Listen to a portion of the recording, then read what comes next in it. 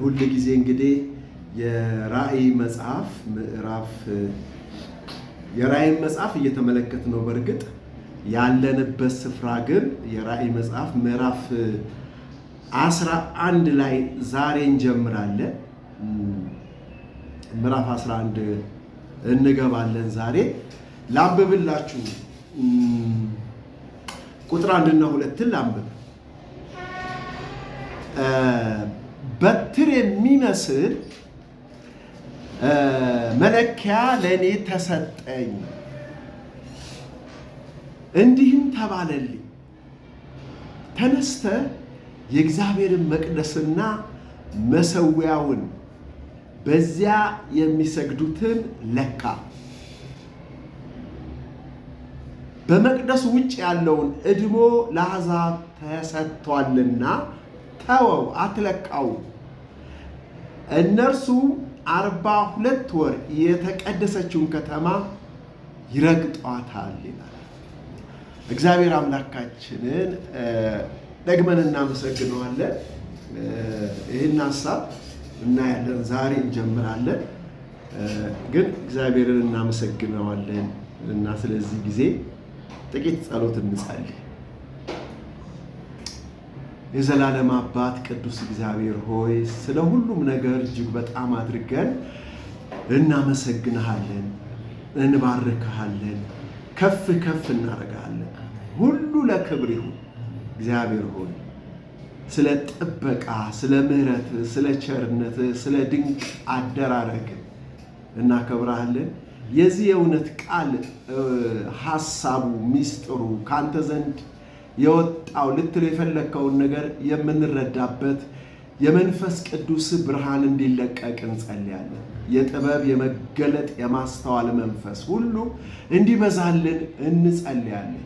በነገር ሁሉ እግዚአብሔር አምላክ ሆይ ክብርና ምስጋና ለአንተ እንሰጥሃለን። ተባረክ፣ በኢየሱስ ስም አሜን። ስለ ትንሿ መጽሐፍ ነበረ ትንሿን መጽሐፍ ነበር ያየነው። ማለት ዮሐንስ ራእዩን በሚያይበት ጊዜ መጽሐፉን እንዲበላ ነበረ የታዘዘው። ምን ትእዛዝ ታስታውሳላችሁ? የተባለውን አነብላቸዋለሁ። ምንድን ነው የተባለው?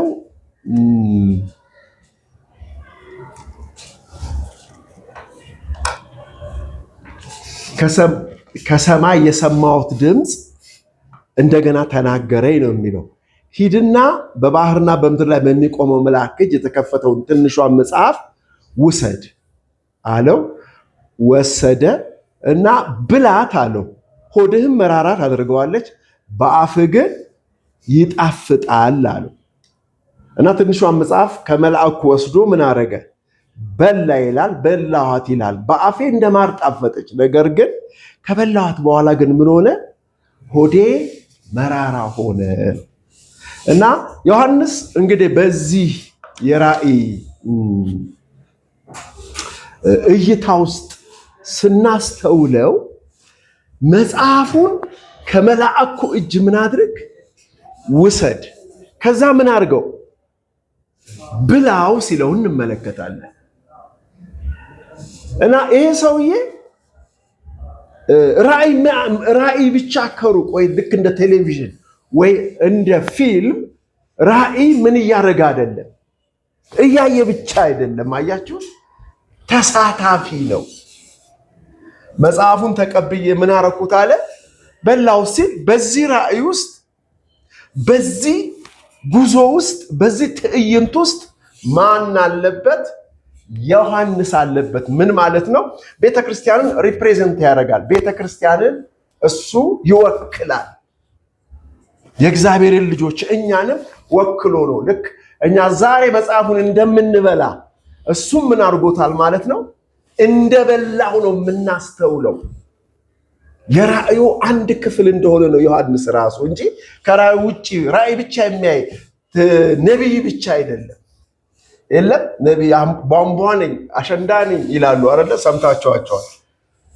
በቃ የእግዚአብሔርን ነገር ነው የማስተላልፈው፣ እኔ ምስኪን ነኝ፣ እኔ ደካማ ነኝ፣ እኔ ሸክላ ነኝ ብሎ ያወራሉ አይደለ?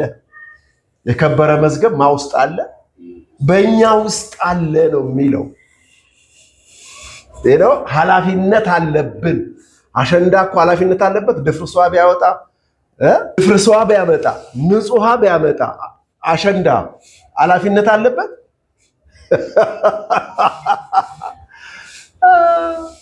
አያችሁት? ፑልፊት ላይ የቆመው ሰውዬ ስለሚተነበየው ትንቢት ስለሚናገረው ትምህርት አስተምሮ ምን የለበትም። ምንድነኝ አለ? ራሱን ሲያስመልስ ሸምበቆ ነኝ አሸንዳ ነኝ አለ። አይደለህም። የከበረን መዝገብ እግዚአብሔር በሰው ልጅ ሕይወት ውስጥ ምን አድርጓል? አስቀምጧል። ማን የከበረው? ክርስቶስ። ክርስቶስ ራሱ በእያንዳንዳችን ሕይወት ውስጥ አለ። የሚናገረው ማን ነው? ራሱ ክርስቶስ ነው። ራሱ እግዚአብሔር ነው። በእኔ በእያንዳንዳችን። ስለዚህ እዚህ ጋር የምናየው ነገር ምንድነው? እንግዲህ ዮሐንስን እያየነው ነው። ዮሐንስ አሸንዳ አይደለም፣ ተሳታፊ ነው። በህይወቱ በእግዚአብሔር ቃል ህይወት ውስጥ አብሮነት እንዳለ እናያለን። ይሄ እኛን ይመለከታል። ስለዚህ እዚህ ጋር ምንድነው ያለው? ታስታውሱ እንደሆነ ባለፈው በላኋት በአፌ ምን ሆነች? ጣፋጭ፣ ሆዴስ መራራ ሆነ። ይሄ ምንድነው? በዛለት ያየንበት ትልቁ ሚስጥር እውነት ነው። የእግዚአብሔርን ቃል ስንሰብከው፣ የእግዚአብሔርን ቃል ስንሰማው ደስተኞች ነን፣ የምንፈነጥስ ሰዎች ነን። ግን ወደ ህይወት ትርጉም ውስጥ ሲገባ፣ ወደ ምግባር ውስጥ ሲገባ ግን ችግር ውስጥ እንገባለን። ምን ማለቴ ነው? ጠላቶቻችሁን ምን አድርጉ ሲል ደስ ይላል። በቃ እግዚአብሔር ጠላትን ውደድ ብሎኛል።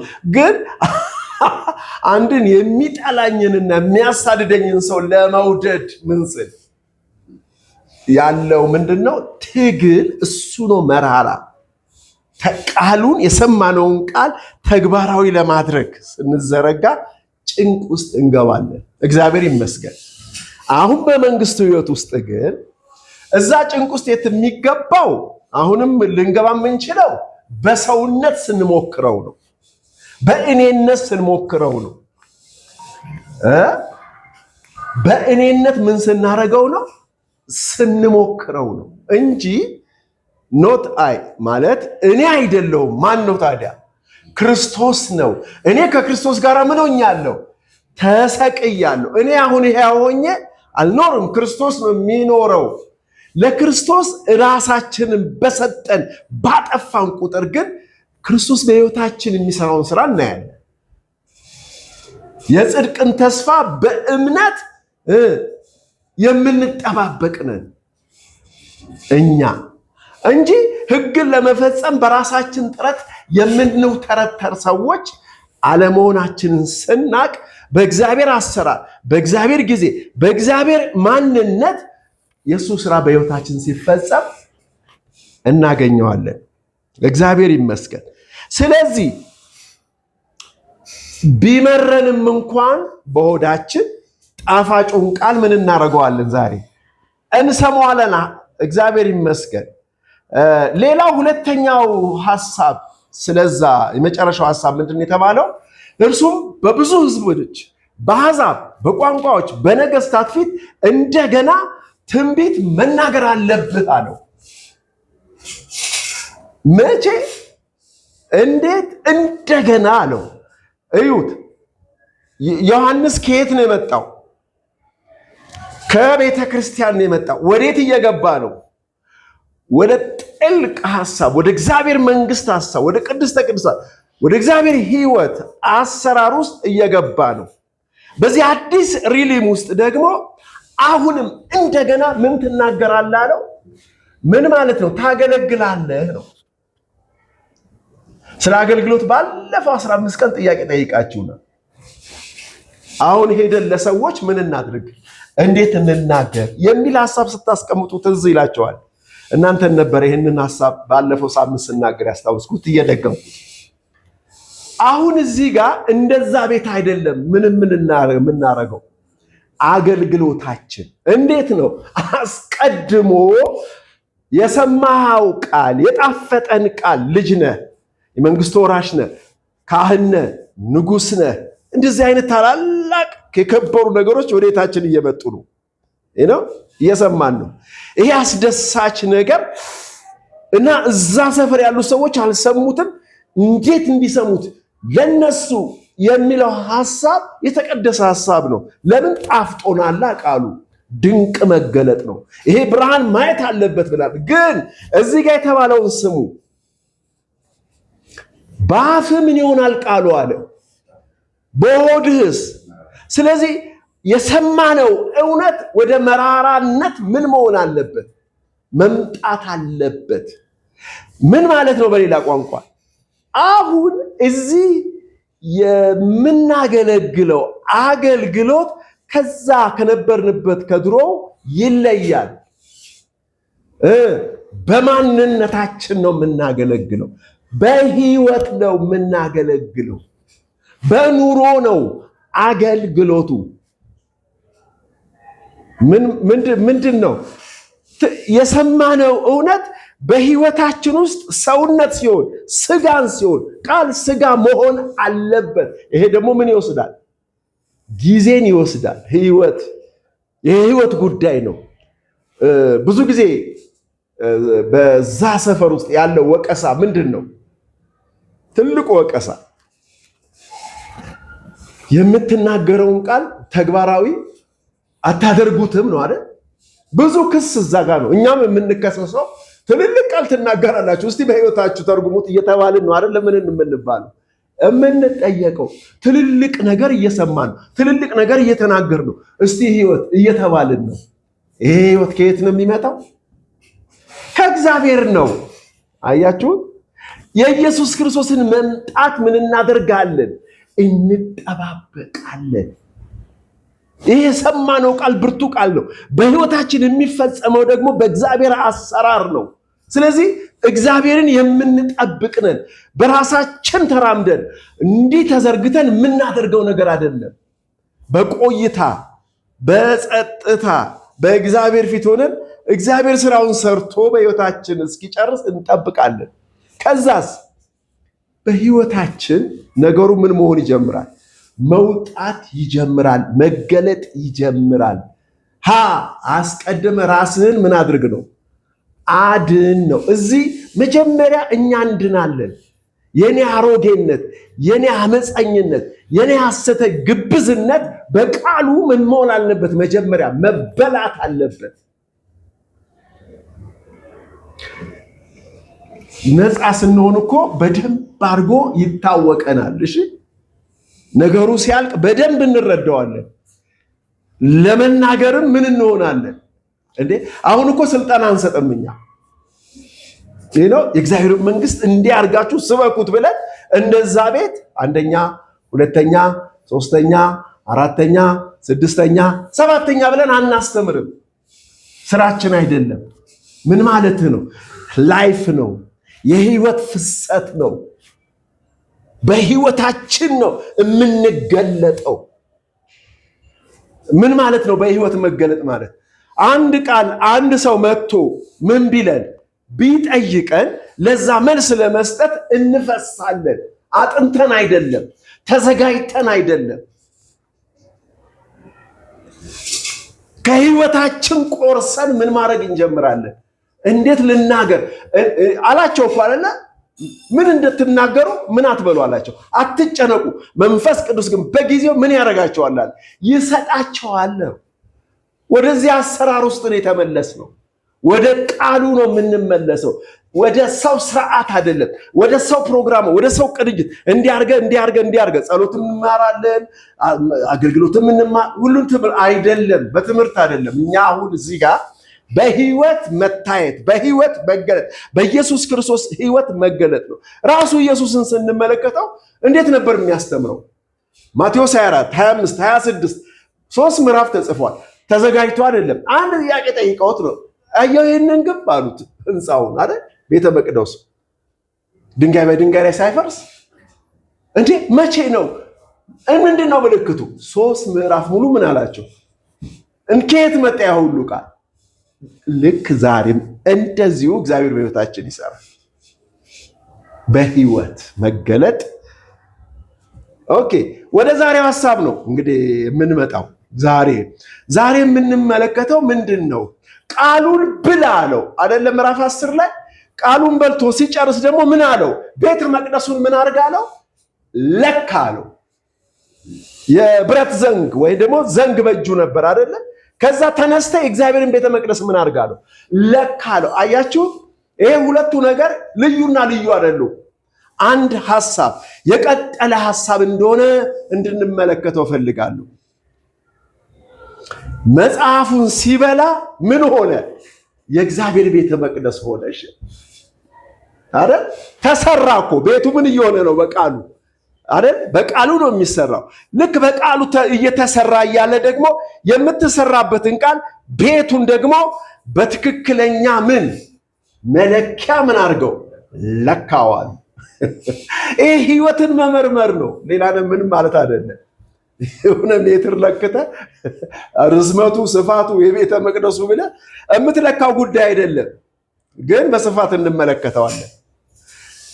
መልአኩ ቆሞ ተነስተ የእግዚአብሔርን ቤተ መቅደስ ምን አድርጋለው? ለካ። የሚተወው ቦታ አለ፣ የሚለካው ቦታ አለ። ወደፊት እናየዋለን። ዛሬ ግን የምንመለከተው ቤተ መቅደስን በሚመለከት እንዲህ ሪቫይዝ እናደርገዋለን። የምታውቁት ነገር ነው። ምን ማለት ነው? ምን ማለት ነው? ጌታ ቤተ መቅደስ ብሎ ሲናገር እሱ ይሄ ጌታ በሰው እጅ በተሰራ ቤተ መቅደሶች ውስጥ ይኖራል እንዴ? አይኖርም። እነዚህ ቤተ መቅደስ ተብለው የተጠሩት በተለይ በብሉይ ኪዳን ውስጥ የተገለጹት የእውነተኛዋ ቤተ መቅደስ ምንድን ናቸው? ምሳሌዎች ናቸው እንጂ በራሳቸው አይደሉም። በሐዋርያው ጳውሎስ ታስታውሱታላችሁ። እዚህ ግሪክ ሀገር ውስጥ ነው እና እነዚህ ተመራማሪዎች ፍልስፍናን የሚያበዙ ሰዎች ናቸውና የሚፈላሰፉበት አደባባይ አካባቢ ሄዶ ተገኘና አገራቸውን ምን ማድረግ ጀመረ? መጎብኘት ጀመረ እና መቃብሮቻቸው ላይ ምን ላይ ሐውልቶቻቸውን ሲመለከት ምን አየ? የማይታወቅ አምላክ የሚል አየና መንፈሱ ተበሳጨ ይላል። ከዛ ስለዚህ ጉዳይ ጠቀሰና ለእነኚህ ሰዎች ምን ማድረግ ጀመረ? ማስተማር ጀመረ። አያችሁት እንዴት እንደሚያስተምር? ላይፍ ነው ማለት ነው። ህይወት ፍሰት ነው ማለት ነው። የምታመልኩትን እየተመለከትኩ ሳልፍ አለ 17 ከ23 እስከ 26 ድረስ ለማይታወቅ አምላክ የሚል ጽሕፈት ያለበትን መሠዊያ ደግሞ አግኝቼዋለሁ እና እንግዲህ ይህን ሳታውቁ የምታመልኩትን እኔ ነግራቸዋለሁ አለ። ምን የሚል ነገር አየሁ አለ ሳልፍ? ለማይታወቅ አምላክ አሉ። አንዱን እኮ ነው። ሌላ ደግሞ የሚታወቅ አለ፣ ስም ሰጥተውታል። ይሄ ስም የለውም። ጳውሎስ በዚህ ጉዳይ ላይ ገባ። ዓለሙንና በእርሱ ያለውን ሁሉ የፈጠረ አምላክ እርሱ የሰማይና የምድር ጌታ ነውና እጅ በሰራው መቅደስ አይኖርም አለ። ምን አለ እስቲ? ዓለሙንና በእርሱ ያለውን ምን ያደረገ የፈጠረ አምላክ እርሱ የሰማይና የምድር ምንድን ነው? ጌታ ነውና እጅ በሰራው መቅደስ አይኖርም። እርሱም ሕይወትን እስትንፋስን ሁሉንም ለሁሉ ይሰጣልና አንዳች የሚጎለው በሰው እጅ አይገለገልም። አንዳች እንደሚጎለው ምናልባት እየመረመሩ ያገኙት እንደሆነ እግዚአብሔር ይፈልጉ ዘንድ በምድር ሁሉ ላይ እንዲኖሩ የሰውን ወገኖች ሁሉ ከአንድ ፈጠረ። የተወሰኑትም ዘመኖች በሚኖሩበት ስፍራ ዳርቻ መደባላቸው። ቢሆንም ከእያንዳንዳችን የራቀ ከእናንተ ከባለ ቅኔዎቹ አንዳንዶቹ ደግሞ እኛ ደግሞ ዘመዶቹ ነንና ብለው እንደተናገሩ በእርሱ በእግዚአብሔር ሕያዋን ነን እና እንንቀሳቀሳለን እንኖርማለን። እንግዲህ ይሄ እግዚአብሔር ምንድነው? ዘመዶች ከሆነ አምላክ በሰው ብልሃትና ሐሳብ የተቀረጸውን ወርቅ ወይ ብር ወይ ድንጋይ እንዲመስል እናስብ ዘንድ አይገባንም። እንግዲህ እግዚአብሔርን ያለማወቅ ወራት አሳልፎ አሁን በየቦታው ንስሐ ይገቡ ዘንድ ሰውን ሁሉ ምን ያደርጋል? ያዛልና ንስሐ ግቡ አላቸው። ድንቅ መልእክት ነው ለዘመኑ። ይሄ ግን ለዘመናት የሆነ መልእክት ነው። እግዚአብሔር ምን አለ ሲጀምር? የሰው እጅ በሰራው ቤተ መቅደስ ምን አይልም አለ። ለምን? ይህን ሁሉ የሰራ ማን ነውና። ስለዚህ የሰው እጅ በሰራው ካልኖረ ታዲያ ቤት ይኖራል ብለን እናስብ። ራሱ በሰራው ይኖራል ማለት ነው። ታዲያ ራሱን የሰራውን ስንፈልገው እናገኘው። የትኛውም ቤተ መቅደስ ኢሳይያስ ላይ ነው። ሰማይ ምን ነው አለ፣ ምድርስ ምን አይነት ቤተ መቅደስ ነው ለኔ ምን የምታረጉት አላቸው። የምትሰሩልኝ ቤት ምን አይነት ነው አላቸው። እኔ የሰው እጅ በሰራው ቤት አልኖርም አለ ኢሳይያስ ላይ። አስቡ፣ ስለምን እየተነጋገር ነው? ቤተ መቅደስ እንዲለካ ነው የታዘዘው። የትኛውም ቤተ መቅደስ ነው የሚለካው? ሰውየው ነው። ወዴት ነው የሚሄደው? ወደ ኢየሩሳሌም ሄዶ ዮሐንስ በዘመኑ በስንት ዓመተ ምህረት ነው ይሄ ራእይ ወደ ዮሐንስ የመጣው? ከ90 እስከ 100 ባለው ዓመተ ምህረት ነው። እና ለየትኛው ቤተ መቅደስ ነው ሄዶ ምን የሚለው የሚለካው? የት ሄዶ ነው የሚለካው? ንገሩ። የት ሄዶ ይለካዋል? ሰውየው ነበረ እዛ 90 ዓመተ ምህረት ላይ ነው። እና ቤተ መቅደስ አለ በዛ ሰዓት? የለም። ለምን? በ70 ዓመተ ምህረት ጄኔራል ቲቶ ምን አድርጎታል? አፍርሶታል። አይሁድ የሚባል ህዝብ ከምድረ ገጽ አጥፍቶታል። ከምድረ ገጽ ማለቴ ከዚህ ከኢየሩሳሌም ከተማ ምድር፣ ከይሁዳ ምድር ምን ሆኗል? ተባሯል። መቅደስ የለም፣ ህዝብ የለም፣ ስርዓት የለም። ዛሬ በራእይ መጥቶ ለዮሐንስ የእግዚአብሔርን ቤተ መቅደስ ምን አድርግ ለካ የሚለው የትኛው መቅደስ ነው? ንገሩ። ለምን እንደምከራከር እንደማወራ ታውቃላችሁ? ይህንን መጽሐፍ አንብበው በኢየሩሳሌም መቅደስ ይሰራል ብለው ያስተምራሉ። ዛሬ ወደፊት እኛ ምን ስንል ጌታ በአየር ይመጣና በ7 ዓመት መከራ ዘመን ታስታውሳላችሁ፣ ተምረነዋል። እንነጠቃለን፣ ጌታ ይመጣል። 7 ዓመት በአየር ላይ እንቆያለን። በዛ ኢንተርቫል ጊዜ በኢየሩሳሌም ምን ይሰራል? በሞሪያ ተራራ ላይ ቤተ መቅደስ ይሰራል ይላል። እሱም ቤተ መቅደስ ነው ለካ የሚለው። እሱ ደግሞ አይሆንም አይደል? ለምንድን ነው የማይሆነው? ቤተክርስቲያንም እንኳን አታምንበትም፣ ግን የሚሰራው ለጊዜው ነው። ምክንያቱስ ከተሰራ በኋላ ማነው እሪያ የሚያቀርብበት? በ3 ዓመት ተኩል ላይ ሐሰተኛው ተገልጦ እሪያ ያቀርብበታል ብለው አይሁዳኖች ምን ይላሉ ይላል። በእነሱ ትርክት ነው ማወራላቸው፣ የኛ ትምህርት አይደለም። የእነሱ ትርክት ተረት።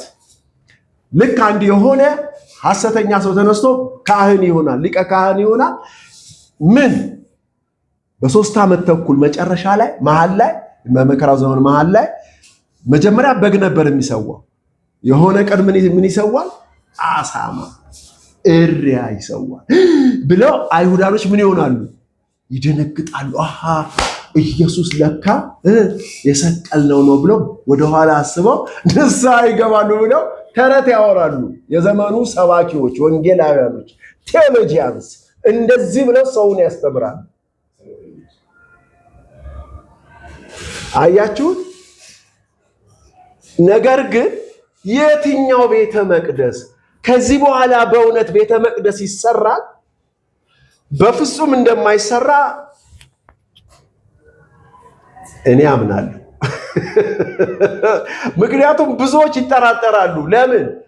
አሁን በእስራኤል ምድር ላይ ቤተ መቅደስ ምን ለማድረግ ለመስራት ብዙ ማቴሪያሎች እየተዘጋጁ ነው ተብሎ እኔ በስንት ዓመተ ምህረት ነው በእናታችሁ ይህን ጉዳይ 70 ውስጥ ይሆን 80 ውስጥ ተምሬዋለሁ። ቸርች ውስጥ ቁጭ በጣም በቃ ቴዎሎጂያንስ እንደ ቴዎሎጂያንስ የሚያደርጋቸው ሰዎች ይሄን ያስተምራሉ።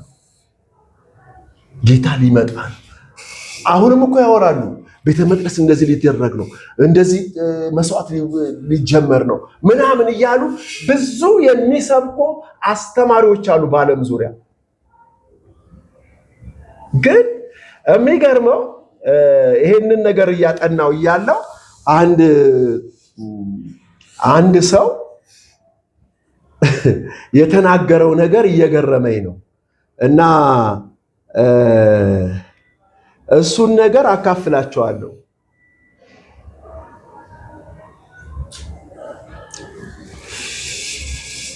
ምንድነው መሰላችሁ? እኔ እንደሰማሁት ነው ሰውየውም ልክ የሚናገረው ከህንድ ሀገር ውድ የሆኑ የከበሩ ድንጋዮች ተጭነው መጥተው በድብቅ እስራኤል ምድር ተቀምጠዋል ብለው አስተምረውኛል፣ ሰምቻለሁ። ይሄም ሰው አስታውሶት ይሄን ነገር ያስቀምጧል። አንድ አይነት ሐሳብ ስለሆነ ከእንግሊዝ ሀገር ከተለያየ ሀገር በጣም አሪፍ ማቴሪያሎች ተዘጋጅቷል እና ምን እንደሚሉ ታውቃላችሁ?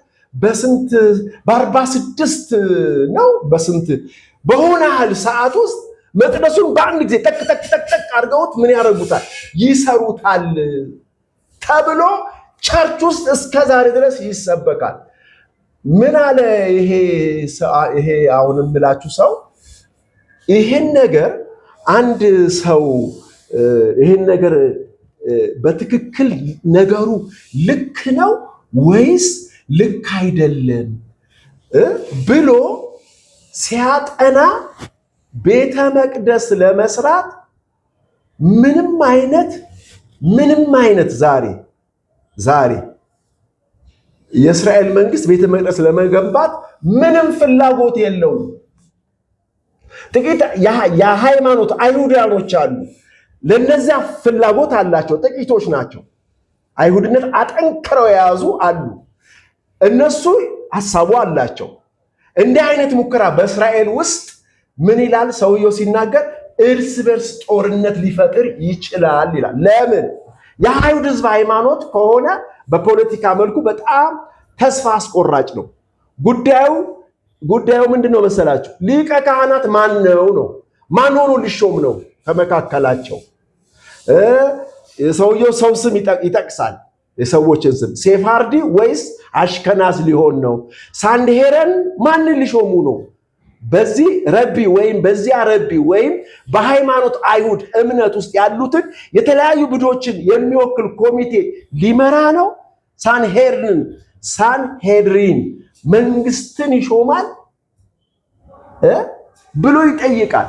ይህ ብቻ አይደለም የሚጠይቀው፣ መስዋዕት የሚያስፈልገው ጉዳይ ነው። ይሄ ጉዳይ እሺ፣ በየጊዜው ምን ይቀርባል? የኃጢአት መስዋዕት አይነት አለው ተጠቅሷል። 22,000 በሬ 120,000 በጎች ለምን ለመስዋዕት መቅረብ አለባቸው? ቤተ መቅደሱ ምን ከሆነ አስቡ።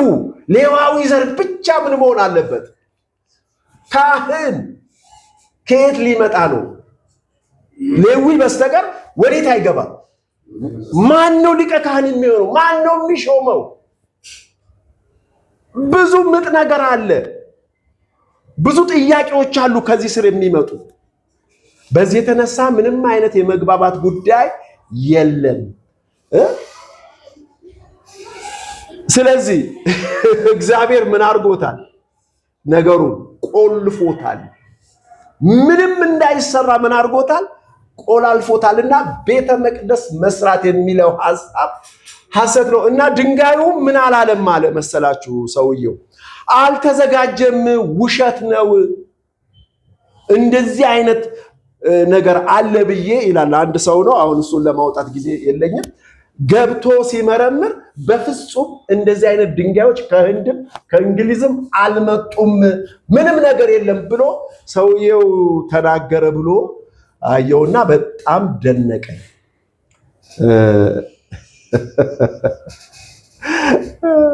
እና እንግዲህ እኔ በጣም ስለሚገባኝ ነው ብዙ ነገሩ ላይ ቆየትም ብለው እና ሌላ ሰው ደግሞ ምን ይላል? ወደ ኢየሩሳሌም ብዙ ጊዜ የተጓዘ አንድ ወንድም ነው።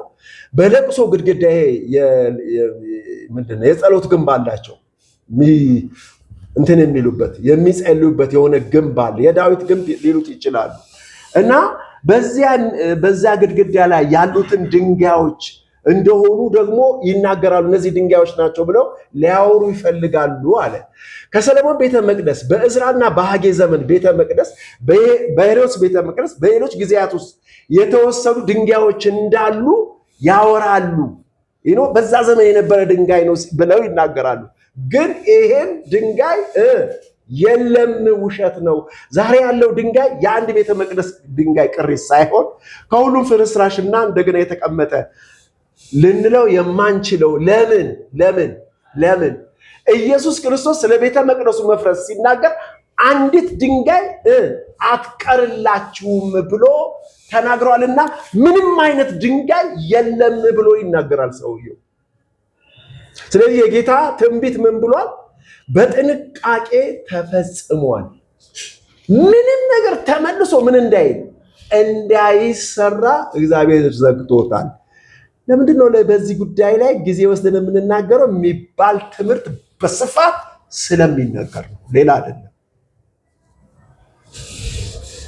ስለዚህ ምንድን ነው ታዲያ ትክክለኛው ነገር ምንድን ነው ካልን እግዚአብሔር የሚኖርበት የድንጋይ ቤተ መቅደስ አያስፈልገውም። እግዚአብሔር የራሱ ምን አለው? መቅደስ አለው። የሰው እጅ ያልገነባው። ጌታ ኢየሱስ ክርስቶስ ሲናገር ምንድን ነው ያለው?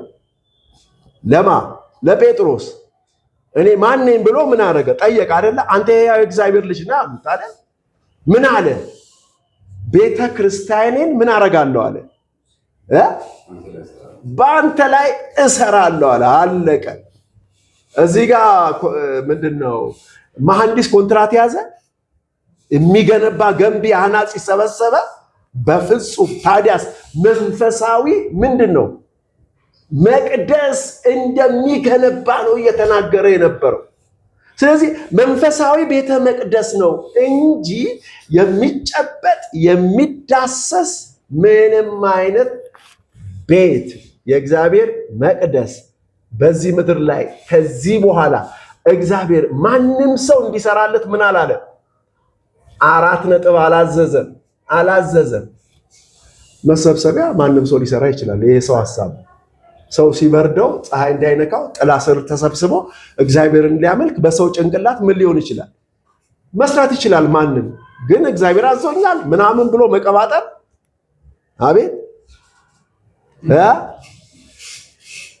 ምክንያቱም እግዚአብሔር የሚኖርበት ቤት የለውም። እኛ እንስራ፣ ለራሳችን እንስራ አይደል? ግን እግዚአብሔር የት ነው የሚኖረው እያልን ነው። በሕያዋን ድንጋዮች ውስጥ ነው የሚኖረው። ሕይወት ያለው ድንጋይ አለ። እግዚአብሔር ይመስገን። በዛ ድንጋይ ውስጥ እየኖረ ነው። ብዙ ጥቅሶች አሉ።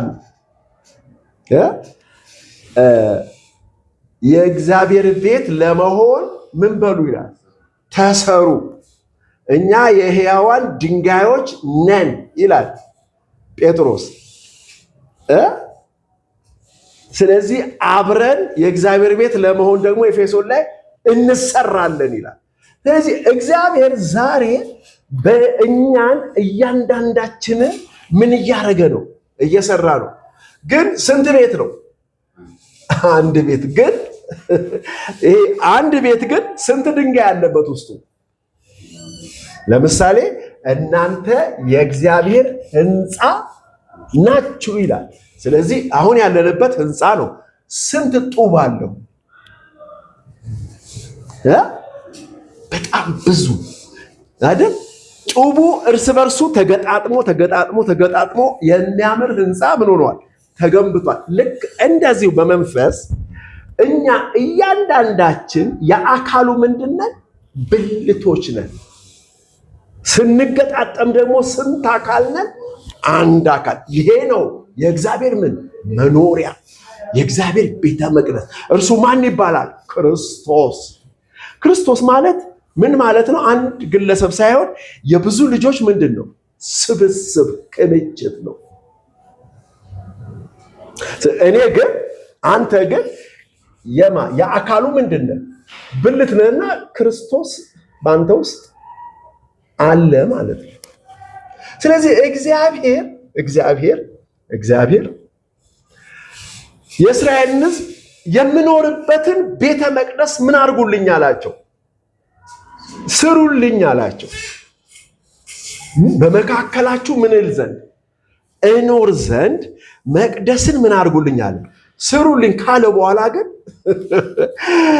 አንተ አመፀኛ ሕዝብ ነህና አለው እንዳላጠፋህ አለው አይደል? አንተ ግትር ሕዝብ ነህና እንዳላጠፋህ ምኑን አለው? ሙሴ ማደሪያውን ሲሰራ ከሕዝቡ ከከተማው ምን አደረገ? ፈቀቅ ብሎ ምን አደረገ? ቤቱ ሰራ። በመካከላቸው ቢኖርስ ይጠፉ ነበር። አሁንም እግዚአብሔር በእኛ መካከል አለ አይደል? የሱ ያልሆነውን ምን እያደረገ ነው? እያጠፋ ነው። እግዚአብሔር ከማይመስለው ጋር አብሮ ምን አይልም? አይኖርም። የሱ ባህሪ ያልሆነ፣ የሱ ሐሳብ ያልሆነ፣ የሱ ፈቃድ የሱ ስሜት ያልሆነ ሐሳብ በእኛ ውስጥ ሲገኝ አደጋ ይፈጠራል በሕይወታችን ውስጥ። እግዚአብሔርም የቃሉን ሰይፍ እሳቱን ይለቃል። ምን ሊያረግ? ሊያጠፋ። በመካከላችን ምን ስለሚኖር ከሰፈር ውጭ እንውጣ አላለም? ክርስቶስም ከሰፈር ውጭ ምን አደረገ? መከራን ተቀበለ። ስለዚህ እኛም ከተማው ምን እንበል ይላል የዕብራዊ ጻፊ፣ እንውጣና ምን እንቀበላለን? መከራን እንቀበላለን። ከከተማ ሲል ከየትኛው ከተማ? ከውጫዊ ስብዕና፣ ከውጫዊ። አሁን እኛ ወደ ቤት እየገባን ነው። ከውጭ ርቀን ወደ ውስጥ እየገባን ነው። ወደ መንፈሳዊ ህይወት ውስጥ፣ ወደ እግዚአብሔር ህይወት እየሸሸን ነው። መንፈስ ወደሆነ ነገር እየሸሸን ያለ ነው። ወደ ፍጥረታዊ ወደሚዳሰስ ወደ ምናምን ከሚባለው ከሚዳሰሰው ፕሮግራም፣ ስርዓት፣ ምልልስ እየጠፋን ነው። ነገር ግን ሁሉ ነገር ምን እያረግነው ነው? ውስጥ እያረግን ነው። አያችሁ፣ ወዴት እየመጣን ነው? እግዚአብሔር ምንድን ነው? አዎ፣ እኛም አስተሳሰባችን፣ አእምሯችን በሙሉ ምን እየሆነ ነው? መንፈሳዊ የሆነ ከስጋዊ እሳቤ፣ ከውጫዊ እሳቤ እግዚአብሔር ምን እያደረገ ነው? እየጎተተ እያወጣን ያለው። መከራን እንቀበል። ከከተማው ምን ብለን? ከተማ ሲል የሚታየው የሚዳሰሰው ውጫዊ ሰው ሁሉ ምን የሚልለት የሚንገበገብለት ነው። እነዚህ ስርዓቶች ናቸው በቸርች ደረጃ። እሺ፣ ትምህርቶች ናቸው። እንደተባለው ቤተ መቅደስም ሊሆን ይችላል። እኔ ደርግ ቸርች ሲያፈርስ እኔ ባፕቲስት የሚባል ቸርች ነበር። እነዚህ ብርሃነ ሰላም ማተሚያ ቤት ፊት ለፊት አሁን አይናችን የሚል የጋዜጠኞች ቤት ሆኗል። እሱ ህንፃ ቸርች ነበር እና እዛ እናመልክ ነበር። በጣም የሚገርም ጊዜ ነበር ያሳለፍኩት። በቃ አዎ፣ ትልቅ መንፈሳዊ ትምህርት የተማርኩበት ቦታ ነው። ገና ስድን ማለት ነው። እና በቃ ነፍስ የት ነው ያለችው? እዛ ነው። ታዲያ ደርግ መጣና ምን አደረገው? ወረሰው፣ አባረረው። አንድ መንገድ ላይ ነኝ ያለሁትና አንድ ወንድም መጣና ቸርች እኮ መንግስት ወሰደው ሲለኝ፣ ይኸው እንዲህ ከዚህ ከጭንቅላቴ እስከ እግሬ ድረስ ስንጠቅ ነው ያለው። ወይኔ ያልኩት የት ላመልክ ነው አልኩ። እና የዛኔ የተሰማኝ ስሜት ይገርም ሰው ሁሉ እንደዚህ አይነት ስሜት ሰው ነው ያልኳችሁ። ይሄ ውጫዊው ሰው መቅደስ ይፈልጋል። ሰው የሰራው መቅደስ እግዚአብሔር የሚያመልክበት እግዚአብሔርን እዛ የሚቀድስበት የተለየ ቦታ ይፈልጋል ለእግዚአብሔር። እንደዚህ አይነት አምልኮ አለ፣ እንደዚህ አይነት ሐሳብ አለ። ግን እግዚአብሔር ደግሞ ውጫዊ የሆነውን መቅደስ ምን እያደረገው ነው? አፈረሰብኝ። እኔ ተነጠቀው። ይዛኔ በቃ አፈር ድሜን ያበላው። ከዛ በኋላ የትኛውም ቸርች ውስጥ አባል አልሆንኩም። ታውቃላችሁ 74 75 ዓመተ ምህረት ነው የፈረሰው ቸርቹ። እስከ 83 ድረስ ይሄ መንግስት መጥቶ ቸርች እስኪመልስ ድረስ የትኛውም ቸርች ውስጥ አባል አልነበርኩም። ለምን? በቃ ሰንጥቆታል። ከዛ ባፕቲስት ተመልሳ ስትመጣ ማገልገል ጀመር። ከዛ የእግዚአብሔር መንግስት መጣና ደግሞ ጠለፈኝ። ትክክለኛው መቅደስ አንተ ነህ አለኝ። እግዚአብሔር ይመስገን። ስለዚህ እግዚአብሔር መንፈስ ነው። የሚኖረውም በየት ነው? በመንፈሳዊ ሰፈር ነው። ስለዚህ እግዚአብሔር የመጨረሻው ሐሳቤ ምንድን ነው መሰላችሁ?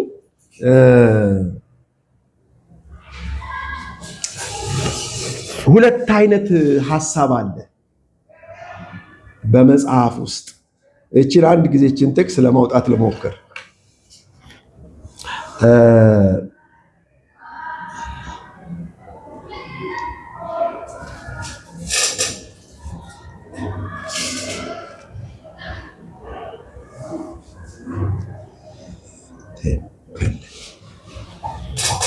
ናኦስ ይሉታል። ይሄ ናኦስ በግሪክ ቋንቋ ነው። እሺ ወደ እኛ ስንተረጉመው መንፈሳዊ የሆነው የሰውነት መቅደስን ነው የሚነግረን ናኦስ። የሌላው ደግሞ ይሄ የድንጋዩ መቅደስ ደግሞ እና ምን እንደሚል አንብብላችሁ።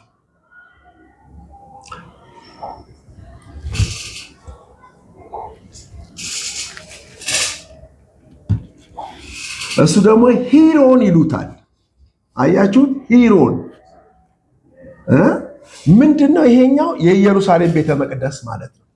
ድንጋዩ የሚዳሰሰው ማለት ነው። እኛ የቋንቋ ችግር አለብን። እሺ የድንጋዩንም ምንድነው የምንለው? የሰውነትንም አያችሁት። ግሪኮች ግን በግሪክ ቋንቋ ግን መንፈሳዊ የሆነ የሰውነትን መቅደስ ምን አሉት? ናርኦስ። እንደገና ላንብበው።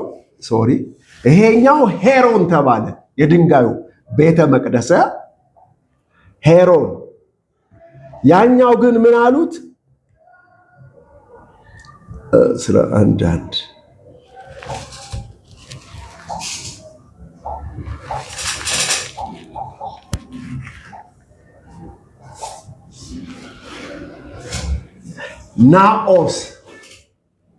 ናኦስ የሚለው መንፈሳዊው እናንተ የእግዚአብሔር ቤተ መቅደስ ናችሁ።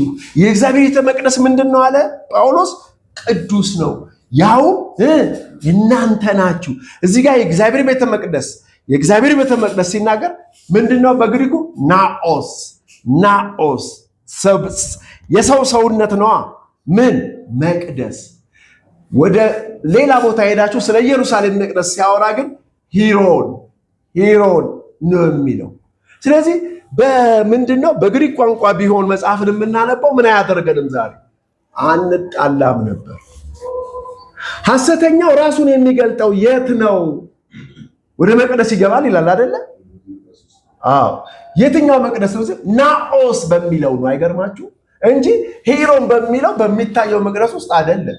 ስለዚህ ናኦስ የሚለው ከሆነ በሁሉም ክርስቲያን ውስጥ ማን እየገባበት ነው? ሐሰተኛው አለ በሁሉ እያንዳንዳቸው። ግን በኢየሱስ ክርስቶስ መገለጥ ግን ሐሰተኛው ምን ይሆናል? በእኛ ይሻራል ነው እንጂ አሁን ምንድን ነው በቅዱሳን ውስጥ እየሰራ ነው። ስለዚህ እውነተኛው ቤተ መቅደስ የሚለካው ቤተ መቅደስ ያዝነው መንፈሳዊ ነው። ታዲያ እንዴት ይለካል? መለኪያውስ ምንድን ነው? ይህንን በሚቀጥለው ሳምንት እናየዋለን። ለዛሬ በቃናል። ተባረኩ።